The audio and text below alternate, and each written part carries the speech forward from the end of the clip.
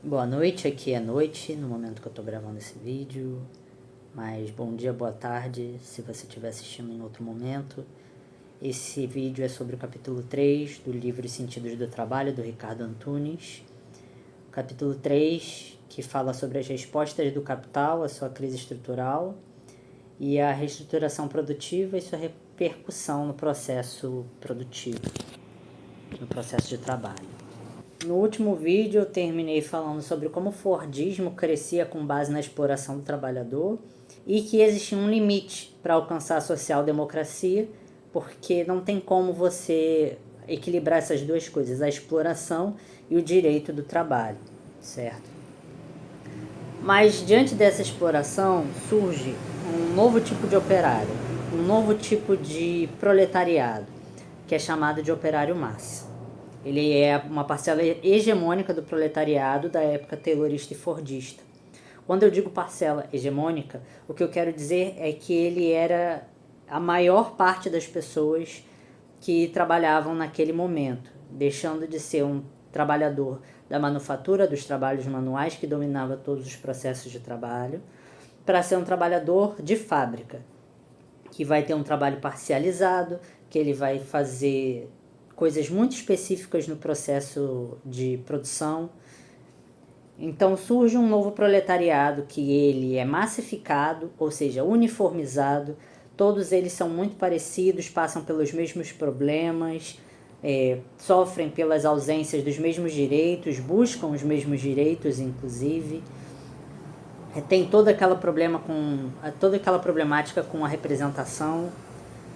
E aí surge essa nova identidade do operário massa e uma nova consciência de classe, que é diferente do operário anterior, artesão, manufatureiro. E esse operário ele vai ser basicamente a base social para a expansão do compromisso social democrático. É por causa dele que o capital consegue vender o compromisso social democrático.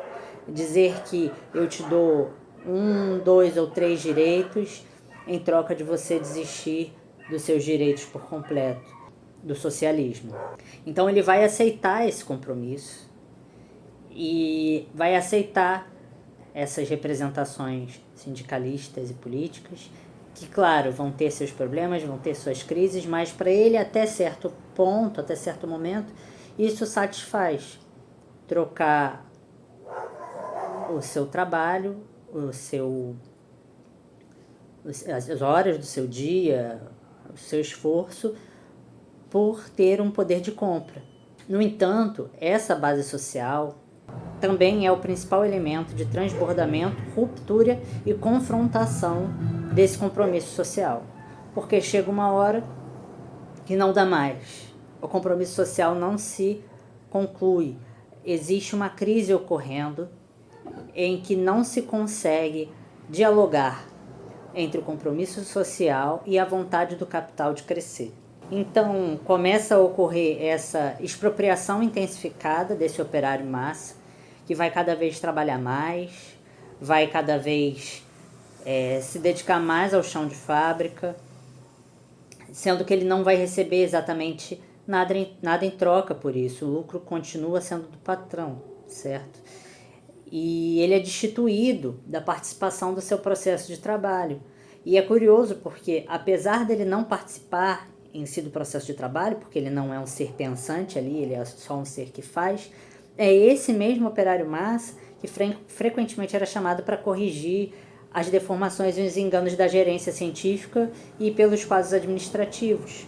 Ou seja, quem administrava muitas vezes errava porque não sabia como funcionava de fato no chão de fábrica. O que era preciso fazer para se corrigir problemas que aconteciam ali. Esse operário, entendido do seu lugar, entendido do que era necessário, conversando com seus colegas de trabalho, conseguia entender o que era preciso fazer para corrigir os erros. Então, muitas das vezes, a tal da gerência científica que era feita para pensar não tinha a solução que o operário que estava ali no dia a dia tinha. No fundo ele pensava, no fundo ele era usado, mas ele não recebia crédito por isso, muito menos dinheiro. E nesse momento a gente vê uma contradição, para além inclusive da própria contradição em si da base social para existir esse compromisso social-democrata. Uma contradição entre autonomia e heteronomia. O que isso significa? Heteronomia é a situação daquele que está sujeito a forças que escapam à sua vontade livre e racional. Isso é do dicionário do Infopédia. O que significa que os trabalhadores, eles não eram livres. Eles dependiam da ordem dos seus patrões. Eles dependiam que alguém dissesse o que eles deviam fazer. Mas, ao mesmo tempo, eles tinham certa autonomia para resolver os problemas do chão de fábrica. Se não houvesse eles ali que sabiam do processo, o que aconteceria? Então, ao mesmo tempo que eles tinham heteronomia, ou seja, que eles eram submetidos a alguém, eles tinham autonomia. Eles tinham autonomia para corrigir os erros dessa administração que não sabia como lidar com os problemas. E também há uma contradição, nesse momento, entre produção e consumo. Por quê? As pessoas não vão consumir na mesma quantidade que os produtos são produzidos. Então, o que você faz? Você vai continuar produzindo sem parar, esperando que os seus compradores aumentem e, ao mesmo tempo, aqueles que podem ser os compradores dos seus objetos não têm uma melhor condição de vida para comprar esses objetos que são vendidos.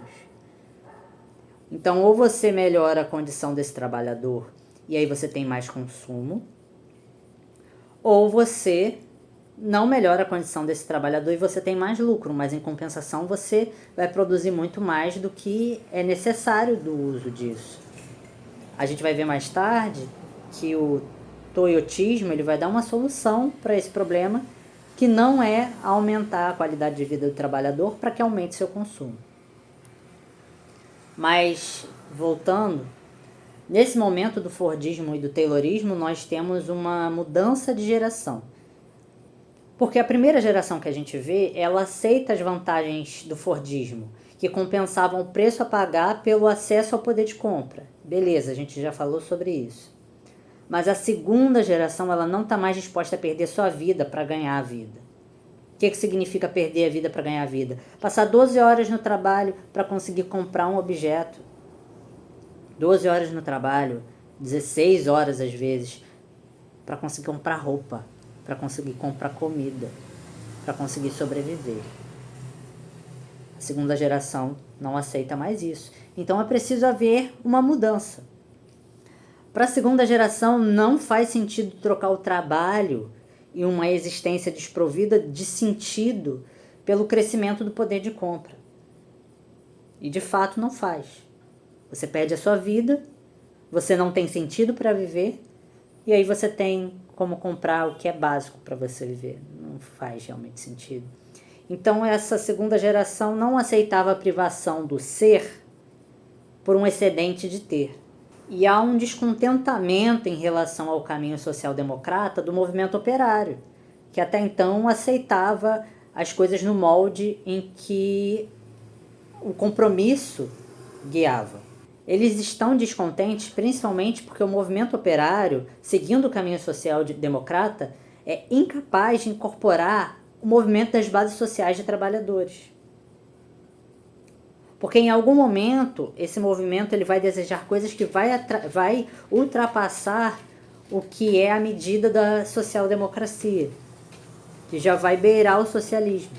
Então essa segunda geração buscava a troca do controle do capital, ou seja, é o capital que diz como nós vamos produzir, quanto nós vamos produzir,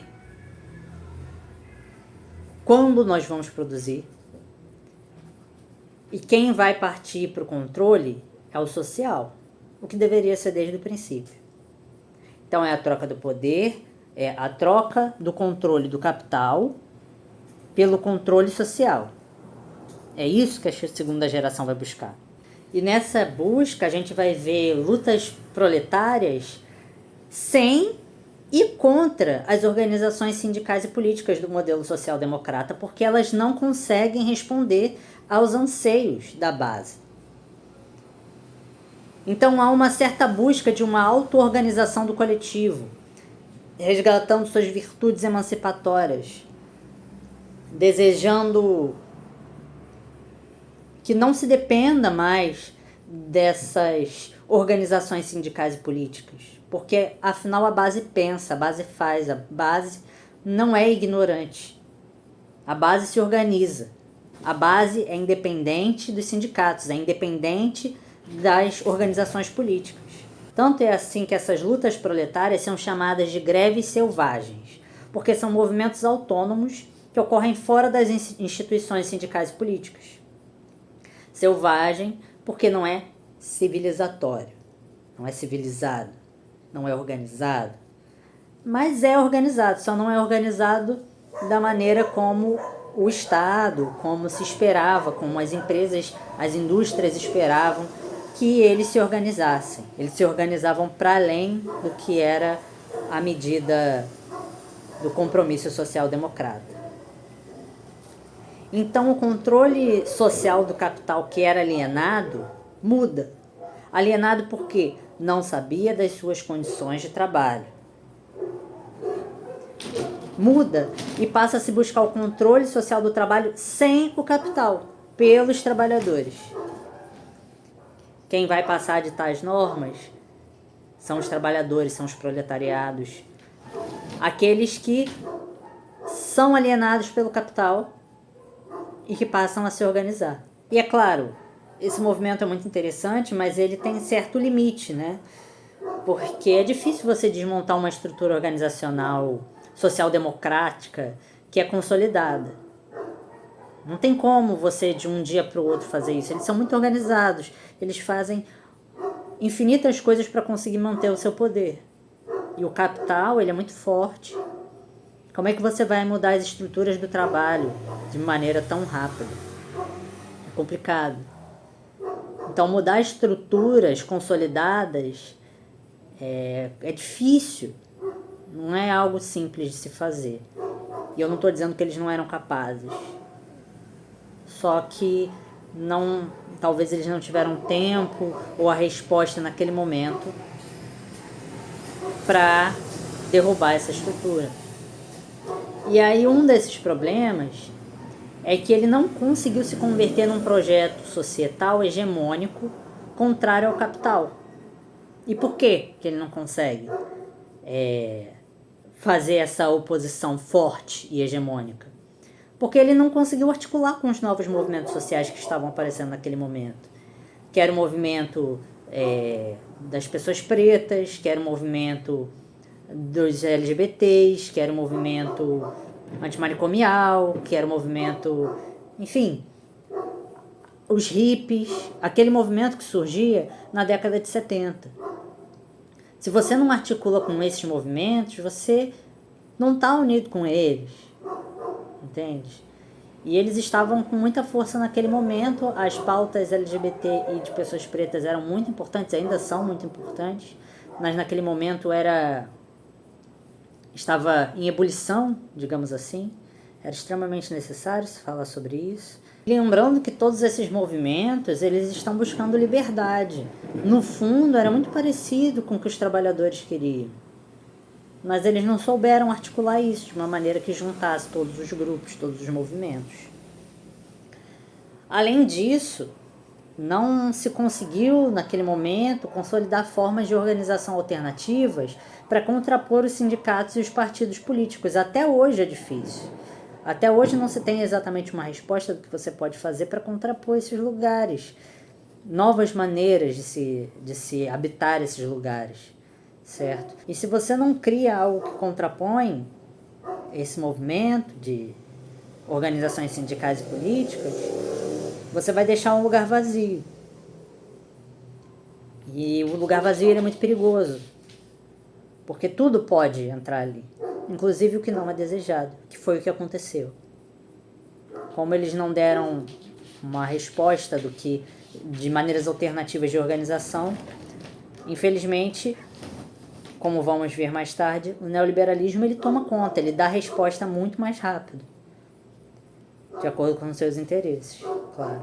E a resposta do capital para esse movimento de operário em massa, das greves selvagens, a essa confrontação aberta, vem por meio do salto tecnológico.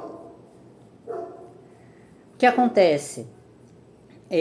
As forças do capital, elas conseguem se organizar, trazendo novos problemas e desafios para o mundo do trabalho.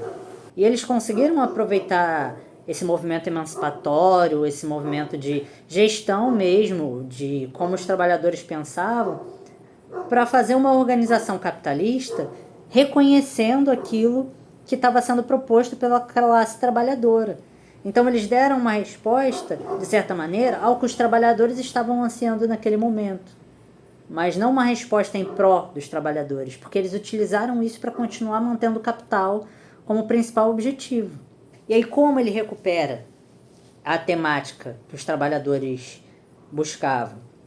Bom, primeiro que os trabalhadores se mostraram capazes de controlar não só o movimento reivindicatório daquela época, mas o próprio funcionamento das empresas. Eles já faziam isso antes e aí com as greves selvagens eles fazem ainda mais. Então, o que isso significa? Que o trabalhador ele não possui só força bruta, mas eles também eram dotados daquilo que a gente diz que são as qualidades humanas, que é a inteligência, por exemplo, a inteligência, a iniciativa e a capacidade organizacional. Tudo o que diziam que o trabalhador não tinha, que ele não era capaz. E aí vem o toyotismo.